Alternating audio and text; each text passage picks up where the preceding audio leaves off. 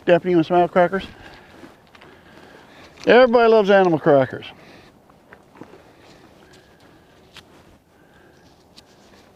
Go ahead, Red, try one.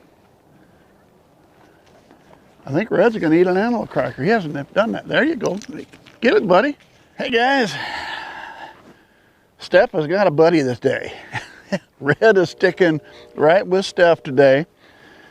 Let me kind of keep up on that. Red went in with the ewes the 1st of November.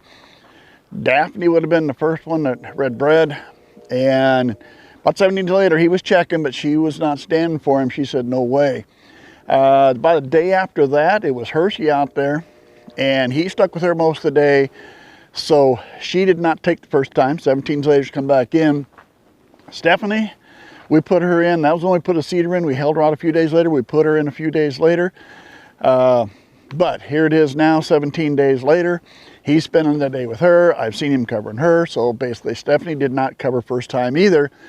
So out of 7 ewes in this pen, it looks like for now, 5 of them may have been bred first time around. 2 of them came the second cycle, and we're trying it again. So we'll see if that continues.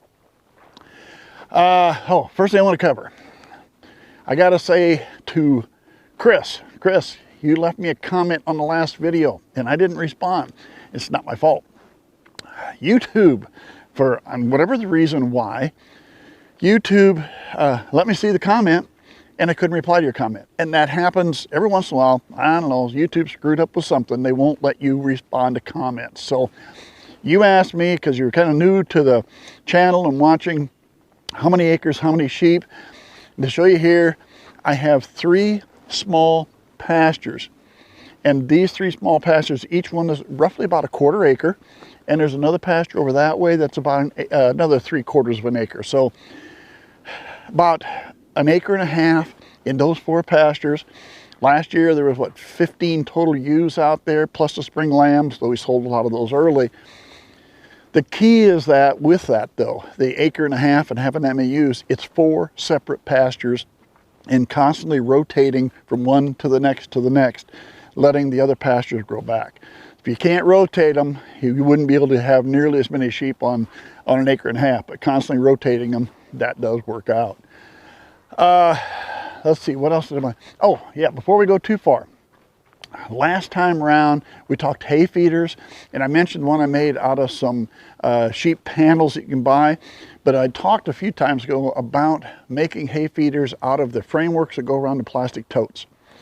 So what I did about a week or so ago, I made a short video of how to do that, and actually posted it to a Facebook group that I belong to. So I thought I wanted to put that here also so you can see it, because it's kind of neat. You don't have to cut metal, you don't have to weld or anything like that. You got a drill and skill saw, or any kind of a saw. You can take one of the plastic totes, one of the frames, and turn it into hay feeder. So I got a couple other things to show you, but for now, let me show you that video, and then we'll come back here. I wanted to take a minute today to show you how to make a hay feeder out of one of these, the frames that goes one of these plastic totes. Now, a lot of people cutting out the sides and they're making a V. Maybe they're using the metal from here. Maybe they've taken some, like these sheep or goat panels, they've cut them up. But either way, that's going to mean a lot of either cutting of metal, welding of metal, or something like that in order to get that V inside there to put the hay in. So I want to show you how you can do this without having to cut any metal. You need 2 tools. You're going to need a drill, you're going to need a saw. I don't care if it's jigsaw, skill saw, you can do this with a hand saw. But I'll show you how to take this and make a hay feeder. All right, first thing is, you usually have a long side and a short side. The short side is usually where the spigot is located. So we want to take this and make our cuts on this plastic. What we're going to do, we're going to come from this edge, we're going to measure in 7 inches. We're going to draw a line all the way around this plastic tote, 7 inches in. We're going to come from this side, measure 7 inches in, put a line all the way around. Now we're going to cut the tote. That way, jigsaw, skill saw, even a hand saw you can use to cut plastic. What you're going to end up with is a piece just like this. All right, that's the side 7 inches in. We're going to have 2 pieces, one from both sides. When we get the 2 pieces, what we'll do, I'll lay this one up on top of the other one. We're just going to take some 2x4 scraps, just some 3 feet, 2 feet long pieces of 2x4. We're going to screw them in. I'm just using regular, just small drywall type screws. Now, I bought some washers. These washers have a real little hole. I'm using those so the head of the screw won't go through the plastic. All right? So we're going to take this, going to set it here for now, and our next job is to take this piece, put it over the top,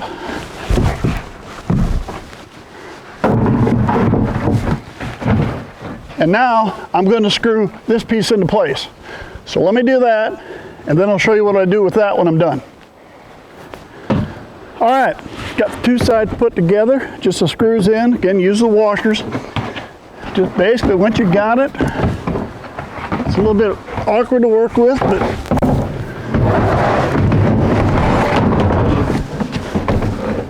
set it right in the middle. I have pre-drilled holes right here and on the other side to help hold it in place. It'll take longer screws here because it might not fit in there quite right. You have no fluid. Set it right in the middle.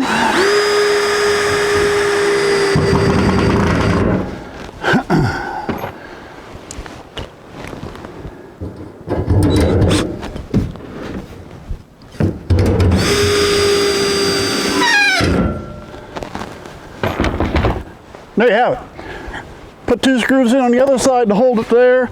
You got plenty of room to push hay down here, push hay down there.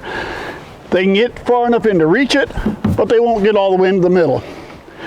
Basically, it's the same thing. You can do it yourself with a saw and a drill. And you don't have to worry about welding or cutting metal. You got a hay feeder. There you go. All right, since we're doing hay feeders, let's talk about hay. Now, grain, we'll get that too. I do feed some grain. I'm not a big grain feeder. And that can vary by the person. One person, they don't give any grain at all. Some give a little, some give a lot. I'm looking, there's not a ton of a profit to be made in sheep, so you want to keep the overhead down as much as you can. I feel I can get more protein out of a bale of hay than I can out of the grain. But I like them coming in every day. So we're going to take the pen I have, I was just given the animal crackers to. I got 7 ewes and a ram there. All right, then I got the mouflons down here and I got the 2020 lambs there. But in that pen I have 8 sheep. And I'm giving them a 3-pound coffee can of grain a day. That's it. So they're not getting that much grain, but it brings them in every day. I get to see them every day, and they're getting some grain. Grass in summer, we were real dry this year, lost our pasture early, so I started out with a bale of grass hay, round bale of grass. Now that we're getting colder, I prefer the alfalfa, so I'm slowly switching them over. They were all grass, then they went to half grass, or 3/4 grass, 1/4 alfalfa, then they're about half and half, and that's about what they're going to do now. They're going to be about half and half for a while, and eventually they're going to be doing all this. But let's look at how much hay do you need to give a day. 2% body weight is what they usually call for. So we're going to say those ewes weigh 100 pounds. So if they weigh 100 pounds, they need 2 pounds of hay a day. I have 8 sheep in that pen. So 8 sheep at 2 pounds is 16 pounds a day. Let's just call it 20. So I'm giving them 20 pounds of hay a day. 7 days in a week, 140 pounds a week. Let's move that up to 150. So 8 sheep in a pen, I'm giving them 150 pounds of hay per week. All right? This round bale weighed 1,800 pounds. So basically, that's going to last 12 weeks. I paid $120 for that round bale.